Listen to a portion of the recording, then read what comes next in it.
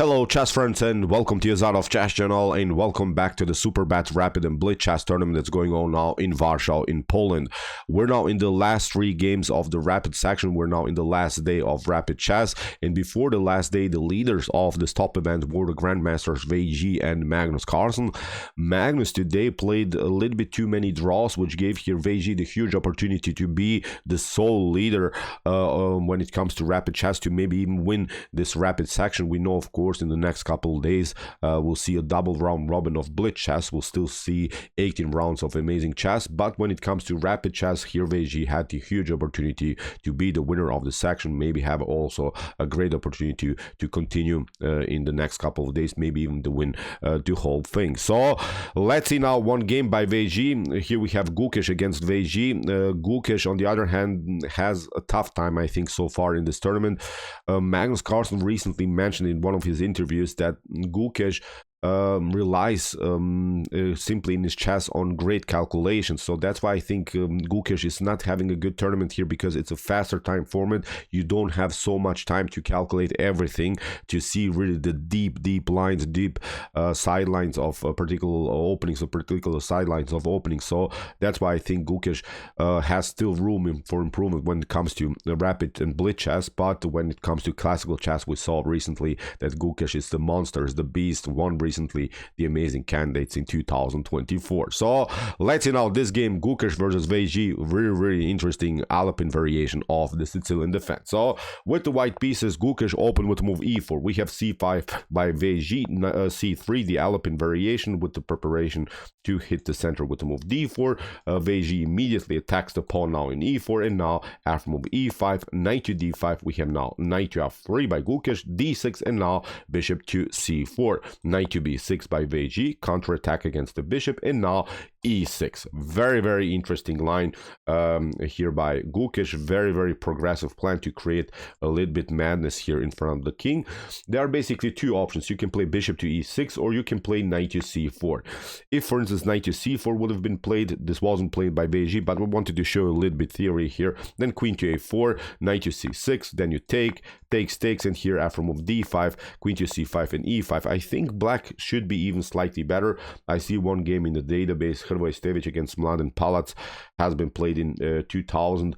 So very interesting also line. The black's king is of course a little bit exposed here, but black has still the bishop pair has also the opportunity to protect the light course in front of the king. So I think a solid line also here for black. But after move e6, VG simply continued with bishop to e6. We have bishop takes e6, f takes e6, and here what Gukesh is relying on is of course the weakness on e6. This is now the clear target in white's attack. So that's why here after move d4, we have c takes d4, now kingside castling here by Gukesh. Very good move, because actually here d takes c3 immediately by black would not be good, because then after knight to g5, white has really the initiative here. Black has a tough time to defend now this pawn on e6. You have to maybe play something like queen to d7, but now look at this, queen to f3, and there's simply no good defense here against this annoying check on f7. It's of course not a checkmate,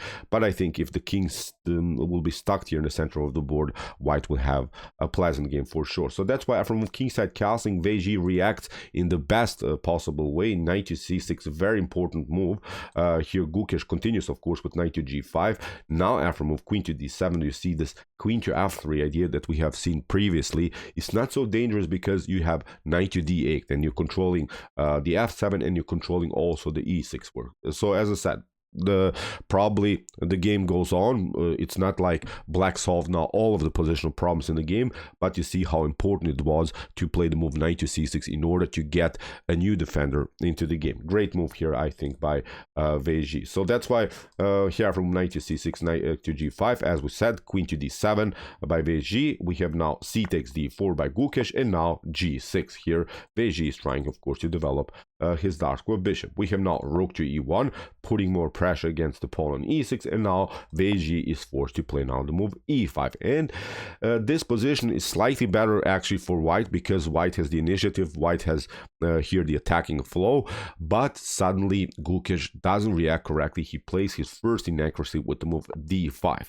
d5 seems tempting, it's of course an attack against the knight, but actually you're bringing now finally your opponent's knight into the game. Very, very good move here by Weiji. Instead of this move d5, actually d takes e5 should have been played here by Gukesh. Let's see now options for black. For instance, if you try knight to e5 here to somehow keep your pawn structure intact in order to keep your really healthy pawn structure, then white continues simply with knight to c3. You're trying something like h6, and look at this.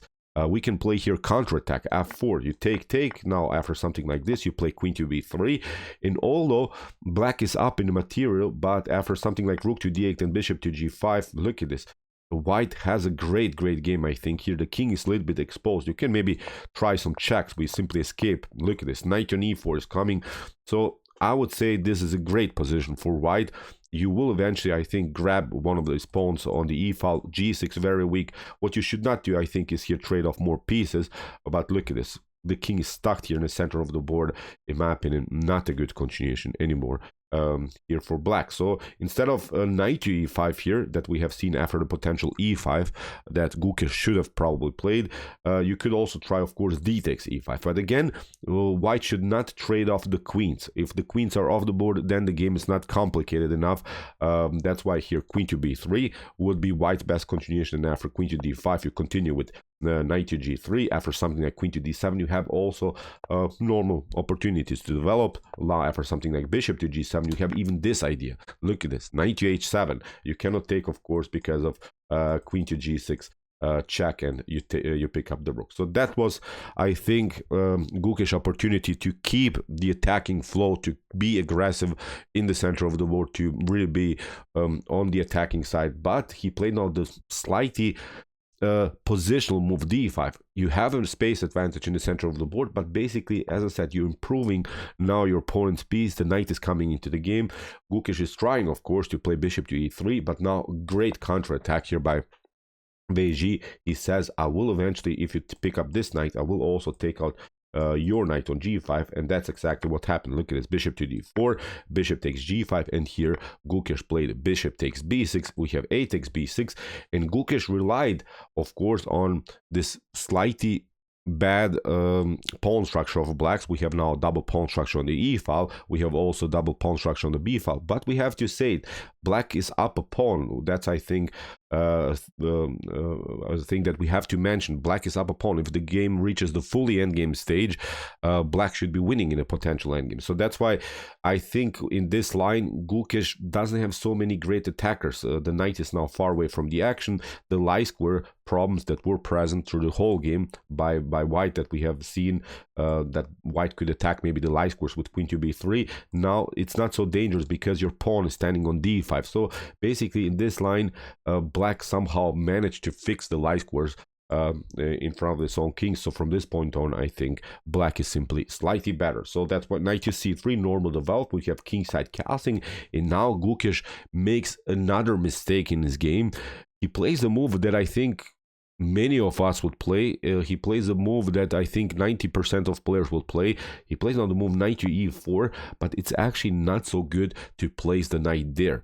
The knight should be attacking this side of the board, and you have to, I think, bring the rook into the game. Rook to e4 would have been the correct move here by Gukesh in order to maybe shift the rook over to the b file, attacking maybe also the b6 pawn. You have already the knight there, so it would be very important to be active with your rooks, because after something like rook to f4, then you play g3, and now after rook to e4, knight to e4, okay, you can say now, dude, it's the same position. Now the knight is on e4. Why was it a mistake to play knight to e4 in the first place? Look at this. When one pair of these rooks is off the board, Weiji would not have here attacking chances through the a file. You see now in the next couple of moves that actually there are also some tactical problems for white when maybe black builds a rook battery on the a file. Look at this. After something like, I don't know, bishop to h6, now b3, and now you play b5, and I think black is pretty solid here. You cannot play with your rook. This square is taken. Even if you move the rook somewhere else, then this pawn is lost.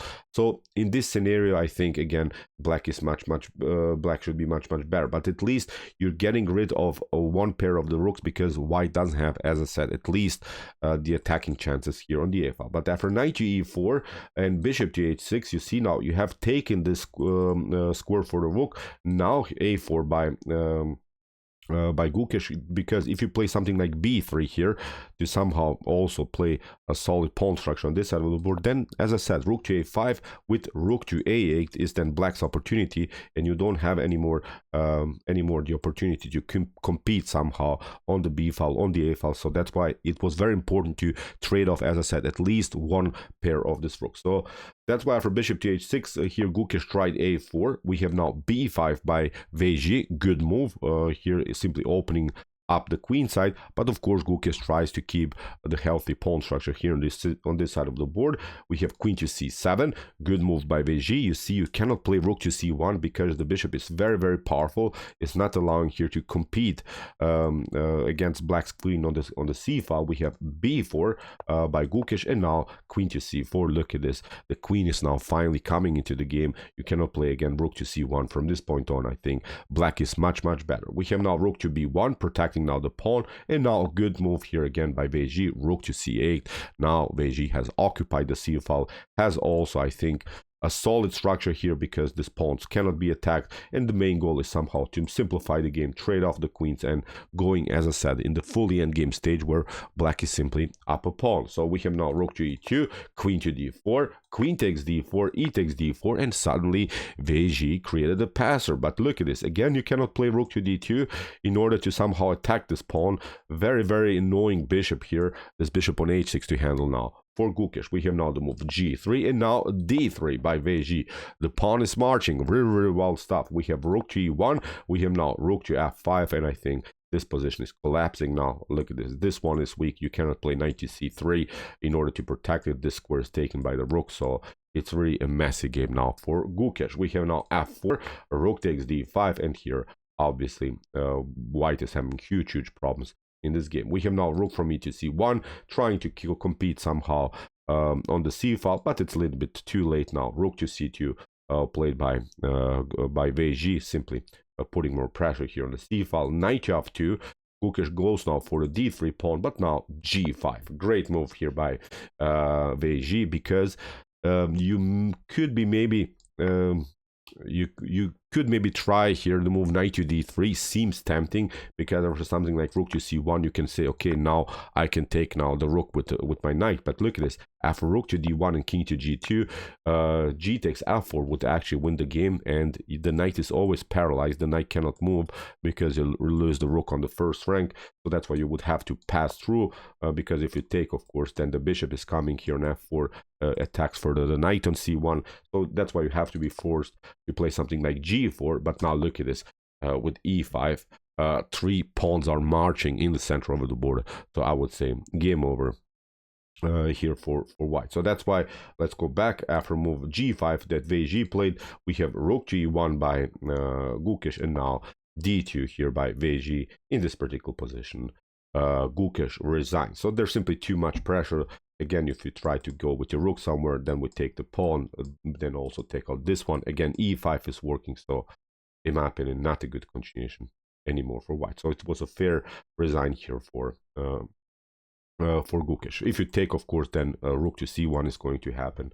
Again, a messed up position for white. So great game by Vg. He is now the winner of the rapid section. He has now half of the point more than Magnus Carlsen. Great result, although he lost his game against Magnus Carlsen, but Vg won many games. Magnus, on the other hand, played too many draws.